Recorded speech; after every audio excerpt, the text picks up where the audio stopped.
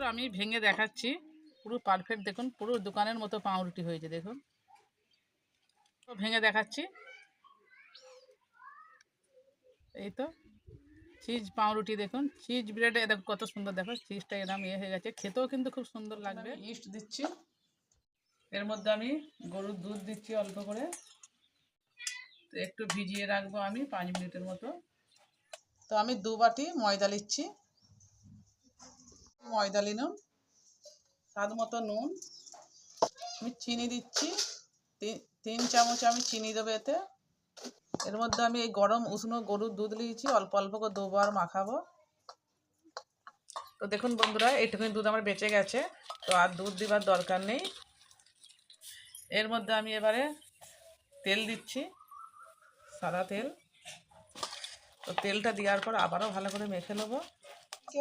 তো এই তো একটু ওপর দিয়ে আমি তেল দিয়ে নিয়েছি, আমি এরকম করে রেখে দেবো মোটামুটি 1 ঘন্টার মতো। দেখুন বন্ধুরা, 1 ঘন্টা পর আমি ফিরে এসেছি, দেখুন কত ফুলেছে।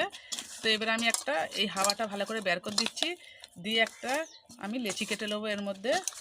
বন্ধুরা 5টা আমি লেচি কেটে নিয়েছি, দেখতেই পাচ্ছেন।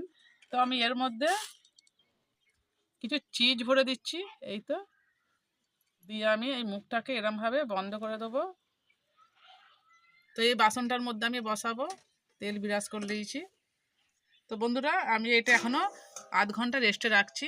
তো আমি 15 মিনিট রেখেছিলাম, একটু ফুলে। তো আমি চিনি আর দুধ একটু রেখেছিলাম, এর মধ্যে আমি দিয়ে দিচ্ছি। চুলোর মধ্যে একটা আমি কড়ার মধ্যে একটা স্ট্যান্ড বসিয়ে দিয়েছি, এর মধ্যে আমি এই বাসনটা দিয়ে দেবো। তারপরে এটা আমি ঢাকা দিয়ে আমি 20 মিনিট জাল দিয়ে দিচ্ছি। বন্ধুরা এবারে তুলে দেখবো, দেখুন কত সুন্দর হয়েছে দেখুন। তো বন্ধুরা একটু ওপর দিয়ে আমি তেল বিরাজ করে নেবো। দেখুন বন্ধুরা, থালা থেকে আমি তুলে নিয়েছি, এই তো। তো বন্ধুরা আমি ভেঙে দেখাচ্ছি পাউরুটিটা, আমি ভেঙে দেখাচ্ছি, এই দেখুন, এই দিকটাও দেখেছি, পুরো পারফেক্ট দেখুন, পুরো দোকানের মতো পাউরুটি হয়েছে দেখুন। এই তো চিজ পাউরুটি দেখুন, চিজ ব্রেড দেখো কত সুন্দর, দেখো চিজটা এরকম হয়ে গেছে, খেতেও কিন্তু খুব সুন্দর লাগবে। একবার চিজ দিয়ে অবশ্যই বাড়িতে বানিয়ে দেখবেন কত সুন্দর লাগছে। তো আমার এই পাউরুটির রেসিপি আমি এখানেই শেষ করছি। আমার চ্যানেলটাকে বন্ধুরা সাবস্ক্রাইব করবেন, যদি ভালো লাগে সাবস্ক্রাইব করবেন, কমেন্ট শেয়ার করতে ভুলবেন না। আজকের মতো আমি এখানেই শেষ করছি।